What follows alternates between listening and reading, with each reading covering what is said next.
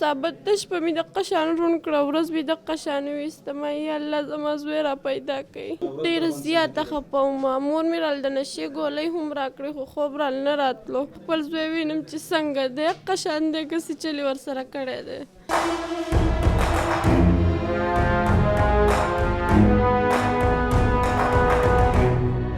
د نن سواد کتونکو دې وخت کې د سره یو ډېر اهم خبر شریکو. منګور پولیسو یو ډېره غټه کامیاب کاروي کړې ده.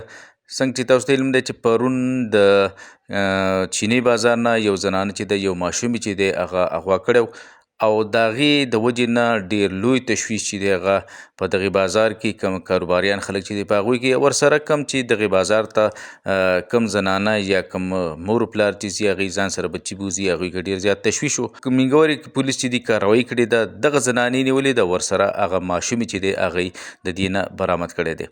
ماشوم چې دی د هغې د لواحقین دي، د هغې سره چې دی میډیا څه خبرې اترې کړي دي. او دا زما زوی دی، دا زما نه صرف په 15 منټو کې اخوا دیخوا شو، نور دی ما د خپل غېږې نه نه دی کوز کړی. ما پسې بیا ثابت مارکیټ ولټوه خو زما زوی نه و. ډېره زیاته خفه ومه. مور مې رال د نشې ګولۍ هم راکړې خو خوب رال نه راتلو. مای مور زما زوی به ودی که به یخې مای ته ما ته ویل چې وده شه. ثابت د شپه مې دقه شان روڼ کړه، ورځ مې دقه شان ویستمه. یا الله زما زوی را پیدا کړي. ډېره زیاته خوشحاله وم. ما بس د خپلې غېږې لور پرېښوده خو مای ما خپل زوی له بوځئ. خپلې غېږې لور مې را نه وړه. مای زه خپل زوی له ځم چې زه خپل زوی وینم چې څنګه دی، دقه شان دی که څه چلې ورسره کړی دی.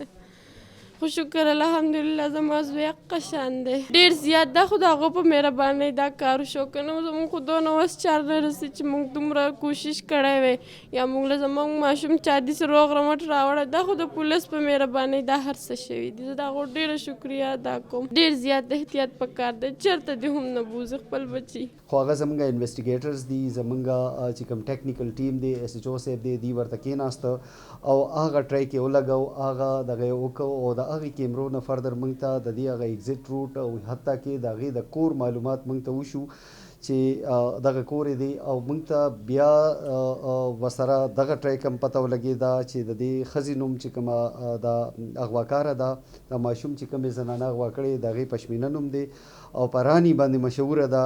د خاوند جاوید نوم دی کوم چې مړ شوی دی او د فیض آباد لوکل ده، فیض آباد اوسیدونکي دا کم چې د سیدو تاڼې په ایریا کې راځي. په دې کې تقریبا 40 کیمرې 40 کیمرې هغه په مختلف پوینټس باندې وکتې شوي. هغه کیمرې چې کم پاسبل ایگزیټ یا انټري روټ د دې زنانه یا د کډنیپره چې کومه ده د دې کېدی شو، نو هغه روټ آئیډنټیفای شو او بیا په هغې ټریک باندې د 40 کیمرې چې کوم دي د دې ریکارډینګ دا بیا کتل او ماینیوټلی کتل، باریک بینۍ سره کتل. دا یو ډېر غټ دغه ایفرټ دی، یو هیکټیک ایفرټ دی. ماشوم د اغوا کېدو د رپورټ موږ ته پرون وشو، په هغې ښه پراپر ایف آی آر وشو.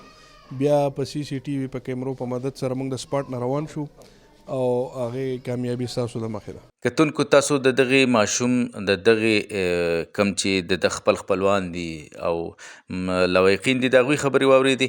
د منګورې پولیس چې دي ډېر یو اهمه کاروي کړې ده. ډېر زر چې دي په 24 غنټې کې دننه دغه نامعلومه زنان چې دا کم ماشوم یې اغوا کړی هغې ګرفتار کړه. د فیض آباد نه د منګورې د علاقه د فیض آباد سیدو شریف د هغې نه دغه زنانه چې د هغه هم چې د ګرفتار کړه او د هغې نه دغه ماشوم چې دی هغه برآمد کړی.